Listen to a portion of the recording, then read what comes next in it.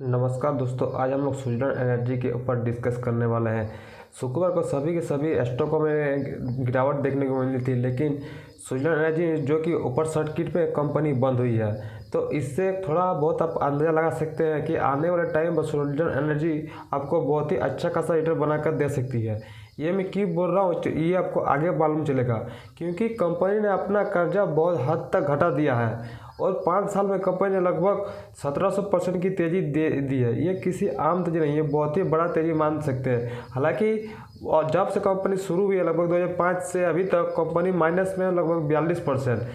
Company minus रहने के बहुत सारे रीज़न हैं, वो रीज़न करने से आपको बहुत ही टाइम लग जाएगा। तो मैं आपको शॉर्ट टाइम में बता दूँ, कंपनी का बहुत ही कर्जा हो चुका था, जो कि कंपनी उस टाइम 2008-9 में सेल कंपनी नहीं कर पा रही थी, जो कि अमेरिका में एक जो कि इथी आया था, क्रैश आया था, जिस कारण इस कंपनी पर बहुत ही ज़्यादा असर पड़ा था। इस कारण इस कंपनी को तब से अभी तक कर्जे के ऊपर कर्जे बढ़ते जा रहे थे, जिस कारण कंपनी अपना कर्जा घटा ही नहीं पा रही थी। धीरे धीरे बहुत कंपनी गिर चुकी थी और 2-5-4 सालों से कंपनी ने अपना कर्जा धीरे धीरे घटाया और बहुत ही अच्छा खासा रिटर्न इन्वेस्टरों को बनाकर दे रही है। तो हमको लगता है कि आने वाले टाइम पर ये अडानी पावर को टक्कर दे सकती है। जिस प्रकार अभी अडानी पावर का शेयर 700 रुपया में चल रहा है, आने वाले टाइम पर सुजलन एनर्जी का भी पैर 700 रुपये में चलेगा।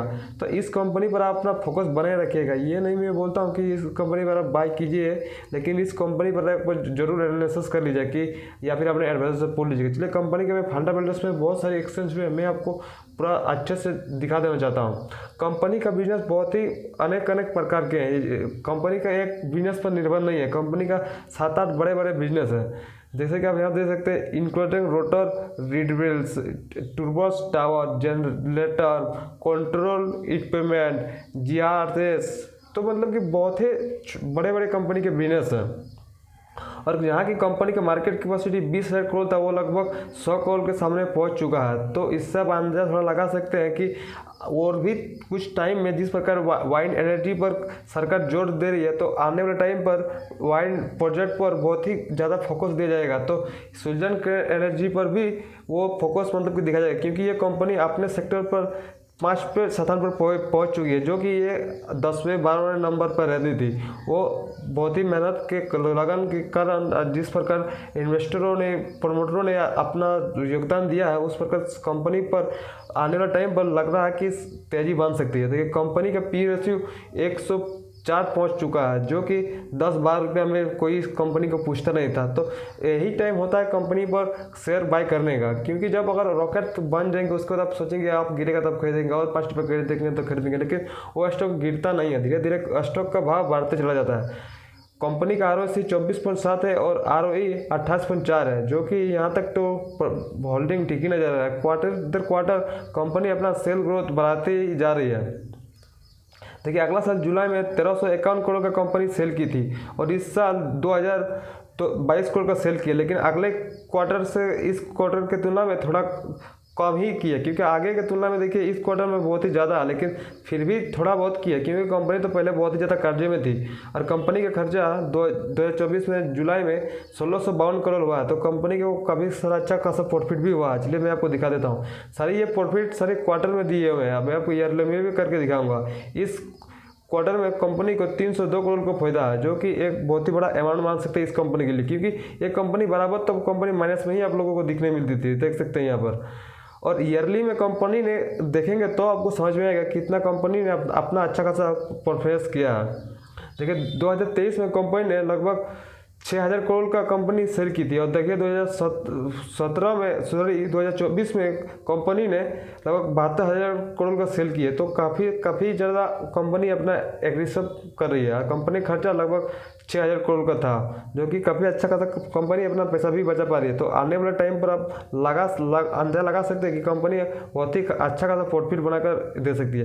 देखिए, पहले कंपनी अधिकतर कर्जा में ही आपको दिखाई दे रही है। देखिए यहाँ पर 391 करोड़, 1543 करोड़, 2684 करोड़, यहाँ पर 816 करोड़। तो बहुत ही ज़्यादा कंपनी आपको कर्जे में रहती थी। धीरे धीरे कंपनी अपने कर्जे घटा रही है और इस क्वार्टर में कंपनी को इस साल 861 करोड़ का प्रॉफिट हुआ है।